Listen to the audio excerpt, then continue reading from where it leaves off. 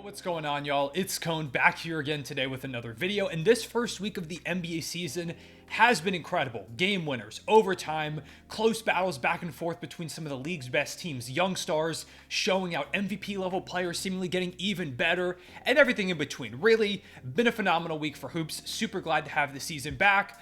But it has only been a week, and people, of course, as they always do, are way overreacting to this first week of the NBA season, saying that, oh, my team's going to win the championship, our year's over, this guy's a bust, an all-star.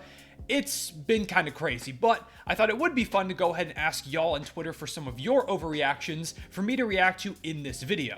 So today, I'm going to go over those, talk about whether I think they're valid or if you should wait a little bit before to truly make that take, and talk about some of my overreactions of my own.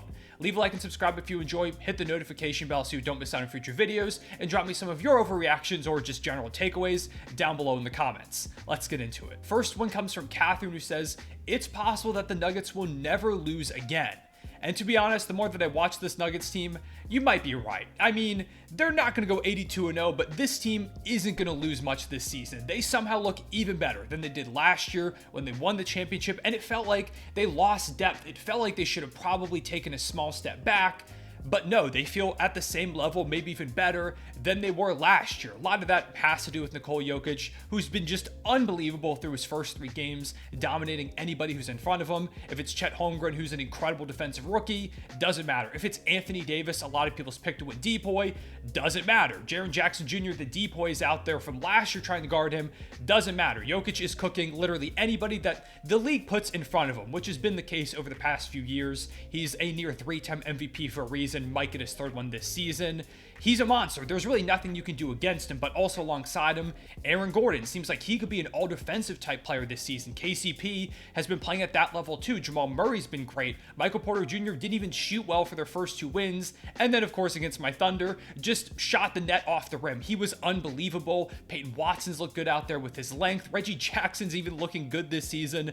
The Nuggets seem unbelievable, and everybody knew they were going to be good again this season, but it did feel like they could struggle a little bit with the loss of a guy like Bruce Brown, for example, Jeff Green, just being a little less deep seemingly than they were last season, having to get those young guys to adjust to their new roles, maybe a bit of a championship hangover. No, this Nuggets team is just as good as ever, and they look like the best team in the NBA, still as the reigning champs, of course, probably should. Next take comes from James, who says that the Clippers are a top 2 team in the West when healthy. Of course, putting that on there in the end, because with the Clippers, that always has to be the caveat. We don't know if their stars are actually going to be playing. But through these first few games, they've looked really, really good. Kawhi and Paul George in particular have looked unbelievable. PG said before the season he's going to get back on his bully ball this year. He's looked incredible, seeming like he could be in for an all-star, maybe even all-NBA caliber season. Kawhi Leonard's looked great. Russ struggled in the Utah game, but in the other 2, he's looked good. I liked how their depth pieces have played. The Clippers are just kind of rolling right now through these first few games. Again, it's just the first 3 games of the season, but this feels like how the Clippers should be when other guys are out there. It makes sense that they're one of the better teams. Now, I don't know if I'd say they're a top 2 team in the West. I still, of course, like the Nuggets. They're firmly number 1 right now, and we haven't seen the Suns healthy yet. Bradley Beal, Devin Booker, and Kevin Durant all haven't shown up at the same time, but I think they'll also be a bit better than the Clippers when they all show up. The Warriors, who we'll talk about later, have looked really good so far too. So I don't know if I'd say they're top 2, but so far through this early going, the Clippers have felt very stable, more stable than I thought they were going to. I think I had them as like a 4 or a 5 seed, somewhere around that range, which when the injuries probably inevitably pop up, they might slide down to. That's the big thing with the Clippers. Are they actually going to stay healthy to build the chemistry and keep playing like this? But yeah, when healthy, they look really good so far. Next one comes from Bond Season, who says, my Grizzlies are missing the playoffs, with a very sad emoji next to it. Yeah, the Grizzlies have looked really bad so far. They're 0-3 to start the season. They lost the Pelicans, they lost the Nuggets, and then lost the Washington Wizards. Now, none of them were big blowouts. They lost by 7 to the Pels, 4 to the Nuggets, and 7 to the Wizards. So it's not the worst looking losses yet, but they just haven't looked good out there on the court. Specifically, on that offensive end. Defensively, they're still solid. They've been the 12th best defense in the league so far, but they've been a bottom 5 offense, which I think is to the surprise of nobody. Without Ja Morant out there, they just have no one who can penetrate inside and break down defenses in the half court. They miss his playmaking. And with losing Steven Adams right before the season, they've got nobody to grab offensive boards, give them second chance opportunities, set those big body screens that open the game up for Ja Morant and so many others. He's a huge loss. They still don't have Brandon Clark, who's going to miss a majority of this season, if not the whole thing. They just feel decimated. Luke Kennard also got hurt at the end of that first game. Tonight, as I'm recording this, they play the Mavericks, who have looked good so far, so there's a good chance they fall to 0-4. And that's not a death sentence by any means. We saw the Lakers last year start 2-10, I think, and they ended up making the play-in and, of course, making the playoffs and eventually the Western Conference Finals through that. I could see the Grizzlies doing something similar where they start really rough without Ja Morant, Steven Adams, Brandon Clark, but they end up figuring things out and pushing to become a play-in team that can then make a run. But I do worry with how deep the Western Conference is.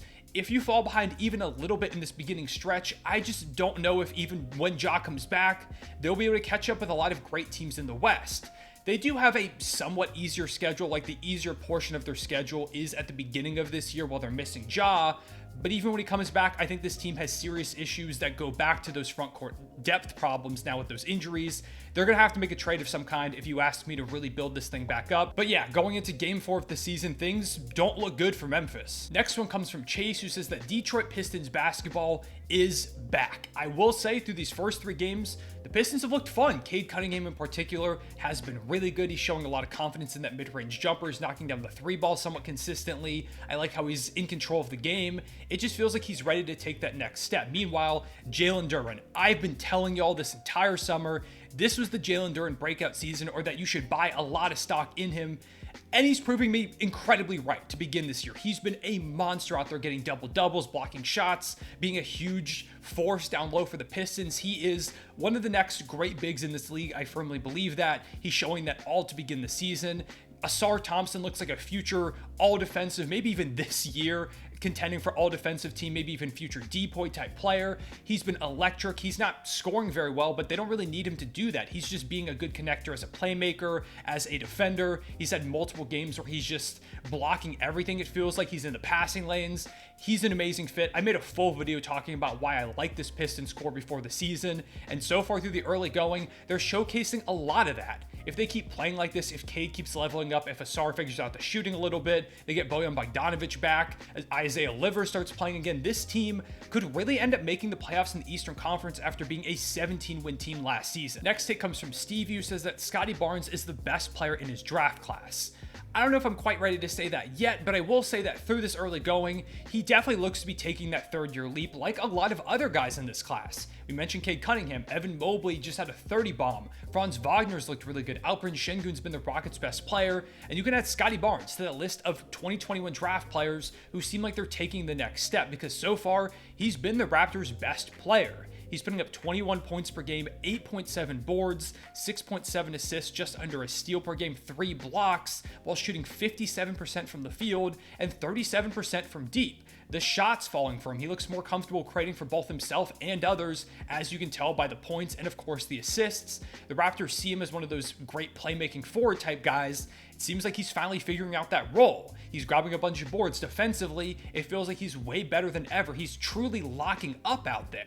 This is the Scotty Barnes that a lot of people were expecting to see last year. He struggled a little bit instead in his sophomore season. It happens to a lot of great young talents, but year 3, it feels like Scotty Barnes might finally be arriving. He feels like a player that it makes sense that the Raptors didn't want to trade him for a number of stars that they were rumored to be interested in over the past couple of off seasons. If he continues to play like this, the Raptors could end up surprising a lot of people, and I could see Scotty getting some real all-star buzz around February. If he continues to improve at this rate too, this take about Scotty being the best player in his draft class isn't too crazy. Next one comes from Everything Clay, who says that the Warriors are coming out of the Western Conference. So far, they've looked pretty good. The Chris Paul experiment seems to be working at the beginning. He's been great. Very few turnovers compared to his assists. The Steph off the court numbers look way better than they've looked over the past couple of years when he's off the court. They're actually building on leads, which felt impossible going into the season, but instead they're doing so. Clay had a great game against the Rockets. Steph himself has been amazing.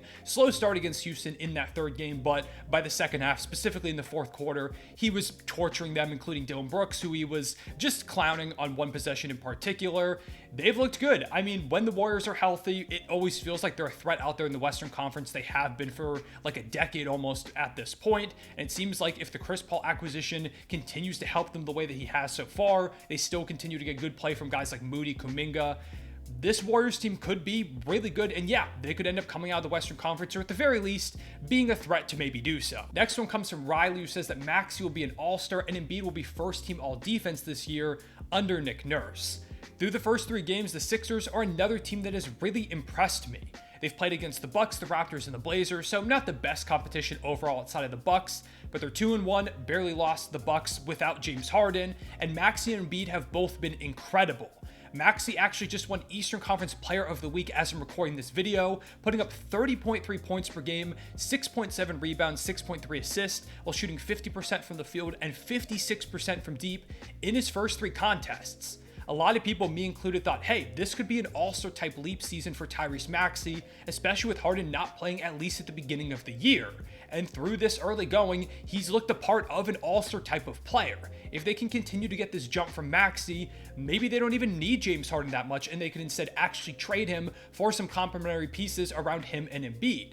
Speaking of Embiid, also great start to the season from him. 31 points per game, 10.3 boards, 7 dimes. He's been really diming up through the early going. Loved what I've seen from him playmaking wise, knocking down 43% of his threes, 55% from the field, 3 blocks. Really looks locked in defensively. Nick Nurse has him bought in on the end. He's playing a good number of minutes. He's dealing with a little bit of exhaustion. We saw it particularly in the Bucks game. He's working his way back into condition, but I feel like this could be the best version of Embiid defensively that we've seen in quite some time. He's playmaking, he's scoring. Maxey's on a roll. The Sixers have been impressive without James Harden, and these 2 predictions of Embiid being a first team or just in general all-defensive guy and Maxey being an all-star could very well come to fruition if they keep playing like this. Next one comes from Shavante Burner, who says that the Bucks' big 3 will fail massively and be a 5th seed at best.